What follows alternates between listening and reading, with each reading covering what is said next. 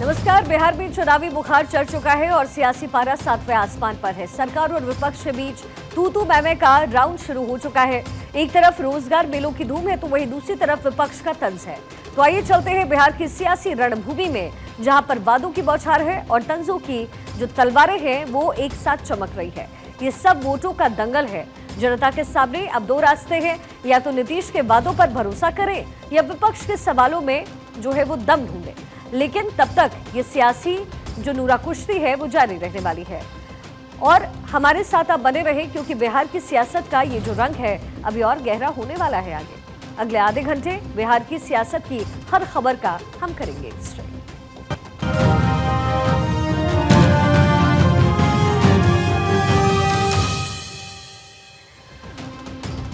तो बिहार के मुख्यमंत्री नीतीश कुमार ने एक बड़ा ऐलान किया है। राज्य में सरकारी स्कूलों में 1.6 लाख से अधिक शिक्षकों की भर्ती की जाएगी। इसके लिए बिहार लोक सेवा आयोग जल्द ही शिक्षक भर्ती परीक्षा आयोजित करेगा।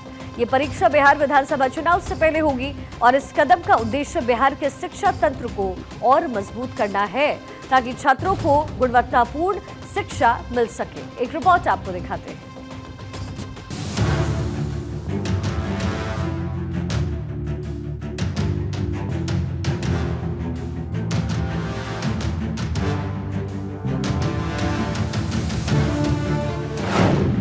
बिहार में 1.6 लाख शिक्षकों की होगी भर्ती।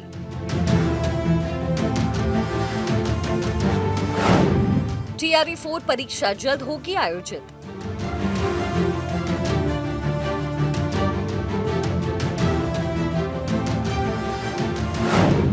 महिलाओं को मिलेगा 35% आरक्षण।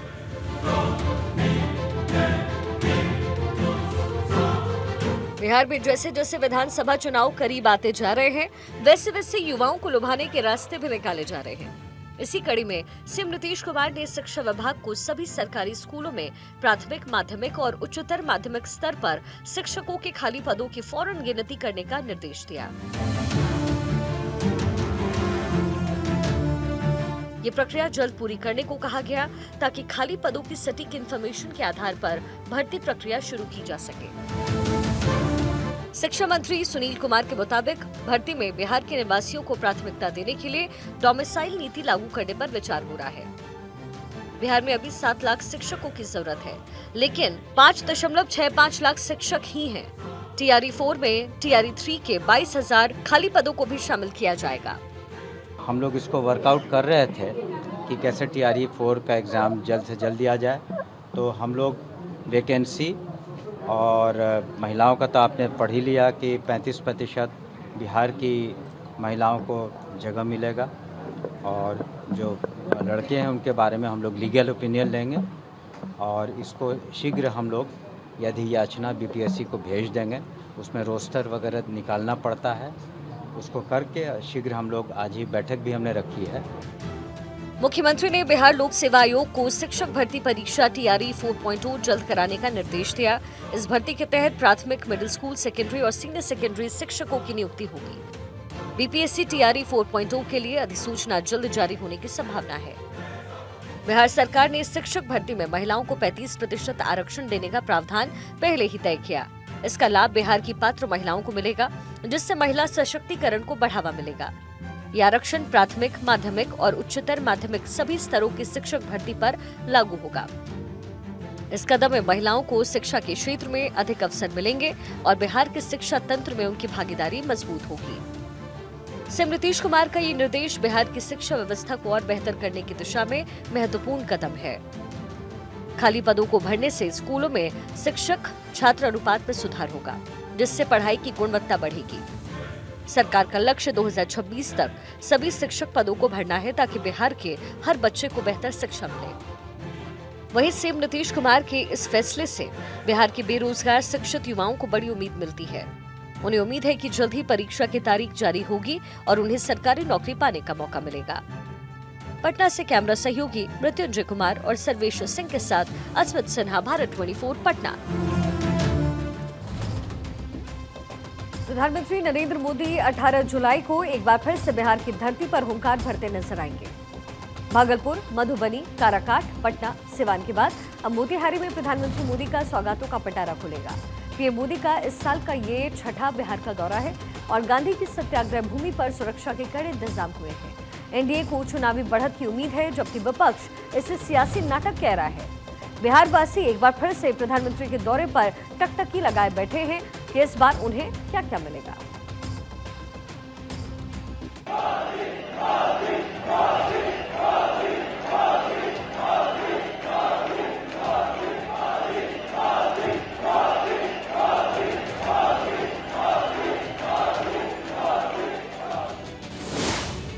बिहार में मोदी मोदी का नारा।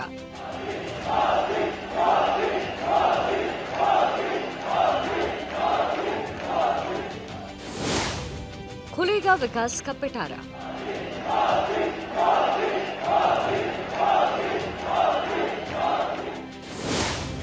अठारह को मोतिहारी में पीएम की हुंकार।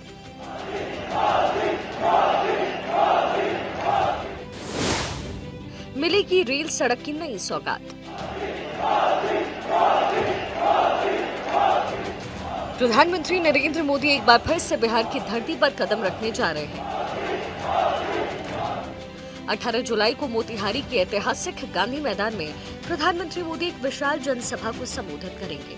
इस दौरान प्रधानमंत्री बिहार को 7,196 करोड़ रुपए की विकास परियोजनाओं की सौगात देंगे। इनमें रेलवे, सड़क, स्वास्थ्य और ग्रामीण विकास से जुड़ी हुई योजनाएं शामिल हैं। मोतिहारी की इस रैली में आसपास के 6 जिलों से लाखों लोग जुटने की उम्मीद है। बिहार विधानसभा चुनाव इस बार दिलचस्प होने जा रहा है। खास बात यह है कि एनडीए लगातार कोशिश कर रही है कि एक बार फिर से वहां पर सरकार बनाई जा सके, लेकिन सबसे बड़ी बात कि प्रधानमंत्री नरेंद्र मोदी लगातार बिहार को मथ रहे हैं। लगातार उनका दौरा हो रहा है। एक बार फिर से मोतिहारी से प्रधानमंत्री दहाड़ेंगे। देखना दिलचस्प होगा कि सियासी समीकरण को साधने में जुटे प्रधानमंत्री नरेंद्र मोदी को कार्यकर्ताओं का कितना साथ मिल पाता है, खास करके एनडीए के सहयोगियों का। अगर ऐसा हुआ तो एक बार फिर से एनडीए की सरकार बनाई जा सकती है, अन्यथा निराशा भी हाथ लग सकती है, क्योंकि लोकसभा चुनाव में ये सब देखा गया है। खास करके बिहार में जातिगत समीकरण को साधना सबसे बड़ी चुनौती है। तैयारियों को लेकर केंद्रीय मंत्री और बिहार सरकार के नेता चंपारण में डटे हुए हैं। पीएम के दौरे को लेकर के केंद्रीय मंत्री ललन सिंह ने कहा कि जहां पहले की सरकारों में हर दिन घोटाले होते थे, वहीं ये प्रधानमंत्री मोदी के दिल में बिहार बसता है। उन्होंने बिहार के लिए बहुत कुछ किया। देश के प्रधानमंत्री सत्ता भोगने के लिए नहीं, देश के लोगों की सेवा करने के उद्देश्य से हम यहाँ बैठे हैं और इसलिए इस काम को उन्होंने किया। इसके पहले जो लोग बैठते थे गद्दी पर, देश की सेवा करते थे कि मेवा खाते। 11 साल से मोदी जी भी इस देश के प्रधानमंत्री हैं। आपने सुना है कि कोई घोटाला आज तक हुआ है? मोदी जी कहते हैं कि हम न खाते हैं न हम खाने देते हैं। जेडीयू के कार्यकारी राष्ट्रीय अध्यक्ष संजय झा ने प्रधानमंत्री के दौरे को बिहार के विकास के लिए अहम बताया। उन्होंने कहा कि अगले 5 साल बिहार के लिए सुनहरा मौका है।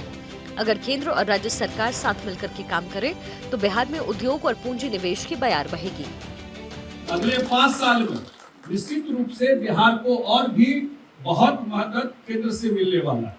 जब सरकार बनी, आप सब साथी जानते हैं कि बिहार में रोड, बिजली, पानी, कानून व्यवस्था कहना आसान है, बिगाड़ने में तो लगता है कम समय, बनाने में बहुत टाइम लगता है किसी चीज को। और जो बिल्कुल बिगड़ा हुआ चीज था उसको ठीक करने में बहुत समय लगता है। अगले 5 साल में जो इस सरकार का सबसे बड़ा काम होने वाला है, इस 5 साल में इस सरकार का जो सबसे बड़ा काम होने वाला है वो है इन्वेस्टमेंट और उद्योग बिहार में लगना। प्रधानमंत्री नरेंद्र मोदी के इस दौरे से बिहार वासियों को बम्पर सौगात मिलेगी। पीएम मोदी इस दौरे से बिहार को कुल 7,196 करोड़ की परियोजनाओं की सौगात देंगे। पीएम 5,398 करोड़ की रेलवे परियोजनाओं का शिलान्यास और उद्घाटन करेंगे, जिसमें सड़क और परिवहन राजमार्ग पर सबसे ज्यादा 1,173 करोड़ की सौगात देंगे। इलेक्ट्रॉनिक और सूचना प्रौद्योगिकी में 63 करोड़, प्रधानमंत्री आवास योजना ग्रामीण में 40,000 लाभार्थी को 162 करोड़ का राशि ट्रांसफर करेंगे। 12,000 लाभार्थियों को गृह प्रवेश कराया जाएगा। 61,500 स्वयं सहायता समूह को 400 करोड़ की राशि दी जाएगी। प्रधानमंत्री की यह यात्रा जो है वो मुझे लगता है कि ये इस साल 6ठी बार जा रहे हैं वो बिहार में, तो जाहिर है उनके लगातार जाने से भाजपा कार्यकर्ताओं में, एनडीए के अन्य घटक दल हैं उनके कार्यकर्ताओं में एक उत्साह तो आएगा और माहौल भी बनेगा, लेकिन बिहार को थोड़ा दूसरे एंगल से देखने की ज़रूरत है।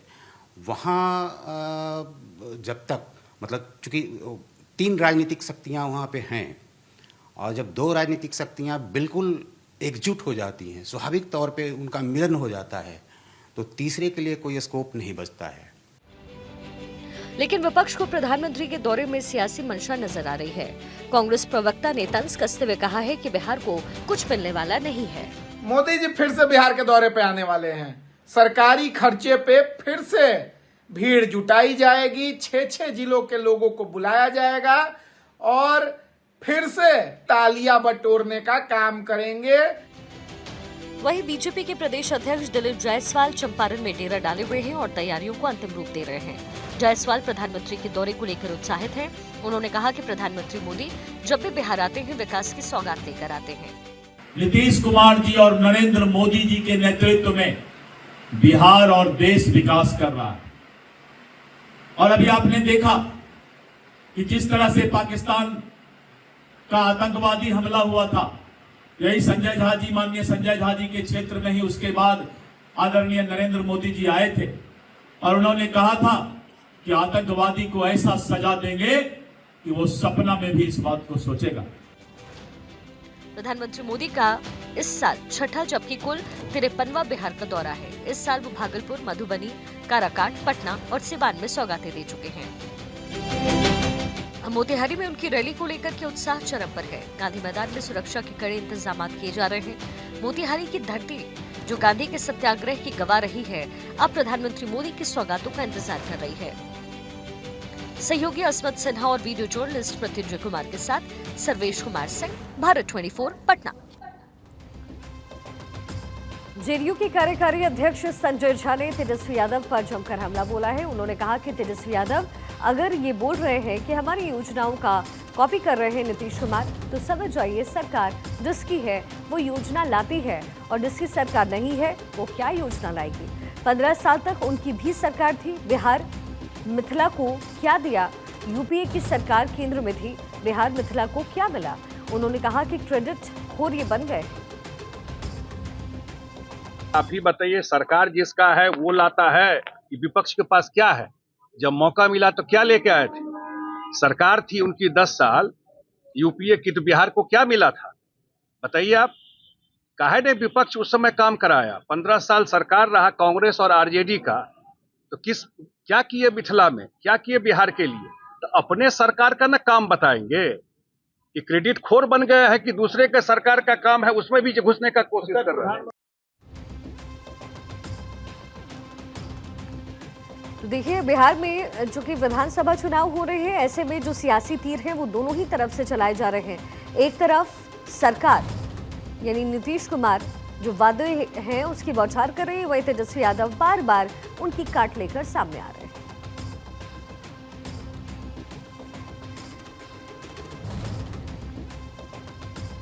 बिहार में विधानसभा चुनाव नजदीक है और सियासी माहौल गर्म है। नीतीश सरकार रोजगार मेलों के जरिए युवाओं को नौकरी का लालच दे रही है, लेकिन विपक्ष इसे चुनावी जुमला करार दे रहा है। सवाल यह है कि क्या ये रोजगार स्थायी होंगे या फिर वोटों के लिए हवाई वादे हैं? रिपोर्ट देखिए।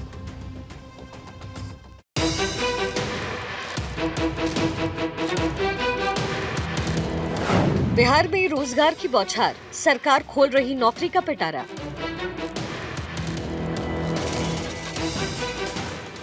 चुनावी साल में रोजगार मेला, क्या है नीतीश का मास्टर प्लान?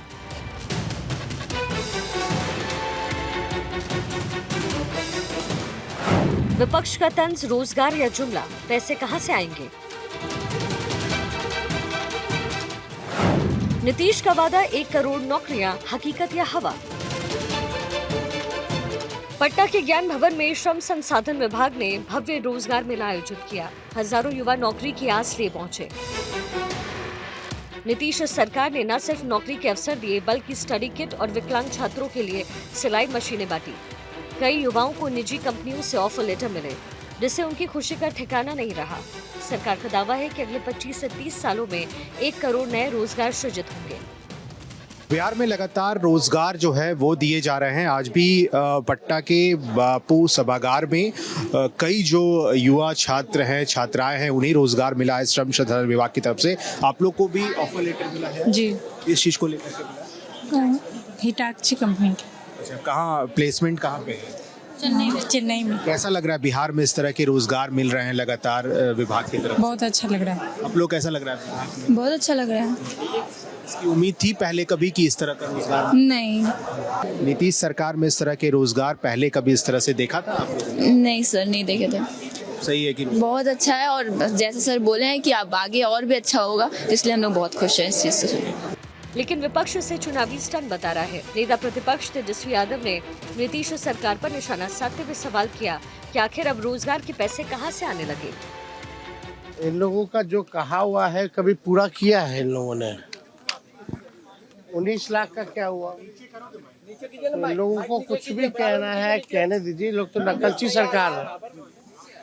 और नीतीश कुमार जी के मुंह से आप सुने हैं ये बात, अब तो कुछ भी अनाउंस कर देंगे ये लोग। चुनाव आ रहा है, जाने वाले हैं, विदाई तय है, तो जो बोलना है वो बोल दो। तो अब लेकिन आप लोग तो अब पैसा नहीं पूछिएगा कि पैसा कहाँ से आएगा, पूछिएगा ही नहीं आप लोग। कांग्रेस ने कहा चुनावी मौसम है और इस तरीके से नौकरियां बरसाई जाएंगी। सच्चाई ये है कि ये सारे जुमले हैं। चुनावी मौसम है, इस तरह से टॉफियां बरसाई जाएंगी, जिस तरह से नौकरियां बरसाई जा रही हैं। सच्चाई ये है कि ये सब सारे जुमले हैं। इतने दिनों तक 20 साल में शासन इतने पोस्ट वैकेंट थे, उनको भरने का इनको होश नहीं था। अब चुनाव 2 महीने के बाद है तो नौकरियों की घोषणा कर रहे हैं। अच्छी बात है, कम से कम घोषणा कर दें, आके भरेंगे हम ही। महागठबंधन भरेगा इस बार सारे सब पदों को। वहीं श्रम मंत्री संतोष सिंह ने विपक्ष पर निशाना साधते हुए कहा कि सरकार पहले से रोजगार दे रही है और बिहार के युवा जापान तक जा रहे हैं। वहीं पथ निर्माण मंत्री नितिन नवीन ने यह दावा किया कि सरकार ने 12 लाख नौकरियां दी और नीतीश कुमार का संकल्प पूरा होगा। उनकी सरकार आनी नहीं है, अब लोगों को बरगला रहे हैं। वो तो बोल रहे हैं, हम कर रहे हैं। हम पिछले अभी ये सिर्फ श्रम संसाधन विभाग और 32 लाख रोजगार और वो नौकरी छोड़ दीजिए, 12 लाख सरकारी नौकरी छोड़ दीजिए, श्रम संसाधन विभाग पिछले 1 साल में विभिन्न जिलों में मेला लगा के 70,000 बच्चों को नौकरी और रोजगार का अवसर दिए हैं। तो अब लोग समझ चुके हैं और कि तेजस्वी बाबा क्या बोल रहे हैं और राहुल बाबा क्या जॉब फेयर लगा रहे हैं। बिहार सरकार के मंत्री नितिन नवीन ने भी विपक्ष को करारा जवाब दिया। उन्होंने कहा पैसे का सृजन सरकार करती है, मंशा सही होनी चाहिए। हमारी ही सरकार ने 12 लाख रोजगार भी दिया और आने वाले दिनों में जो संकल्प नीतीश कुमार ने लिया वो पूरा भी होगा। पैसे का सृजन सरकार करती है और मंशा सही होनी चाहिए, और मैं ये मानता हूँ कि मंशा सही होगी तो सृजन भी होगा। और हमारी ही सरकार ने 12 लाख रोजगार भी दे रहे हैं और आने वाले समय में जो 2030 का संकल्प माननीय मुख्यमंत्री जी ने लिया है उस संकल्प को भी पूरा करेंगे। जेडीयू प्रवक्ता पूजा पेट्रिक ने लालू और तेजस्वी पर निशाना साधा। कहा कि उनकी सरकार नौकरी के बदले जमीन लिखवाती थी, जबकि नीतीश सरकार बिहार के युवाओं को रोजगार दे रही है। आदरणीय राजद सुप्रीमो लालू प्रसाद यादव जी और हमारे बिहार के राजकुमार तेजस्वी यादव जी अगर युवाओं के इतने ही बड़े पैरवीकार हैं जो उनके रोजगार की चिंता में लगे रहते हैं दिन रात, तो क्यों नहीं नौकरी के बदले जो जमीन आप लोगों ने लिखवाई थी वो हमारे युवाओं को लौटा दें। हमारी एनडीए की सरकार और खासकर हमारे माननीय मुख्यमंत्री श्री नीतीश कुमार जी तो रोजगार के नए नए आयाम बिहार में ला रहे हैं। अभी तक लाखों रोजगार हमारी युवाओं को दिए जा चुके हैं और 2030 तक जैसा कि किया गया है 1 करोड़ से ज्यादा नौकरियां जो हैं उसकी सौगात हमारे बिहार के युवाओं को दी जाएगी। बिहार में चुनावी माहौल गर्म है। नीतीश सरकार रोजगार मेलों के जरिए युवाओं को लुभाने में कोई कोर कसर नहीं छोड़ रही है, लेकिन विपक्ष इसे वोट बैंक की राजनीति बता रहा है। अब जनता को फैसला करना है कि ये रोजगार का सपना हकीकत बनेगा या फिर चुनाव के बाद धुंध में खो जाएगा। बिहार की सियासी जंग में रोजगार बड़ा मुद्दा बनकर उभरा है। देखना होगा कि वादों का ये मेला कितना रंग लाता है। पटना से कैमरा सहयोगी मृत्युंजय कुमार और सर्वेश सिंह के साथ असमत सन्हा, भारत 24 पटना।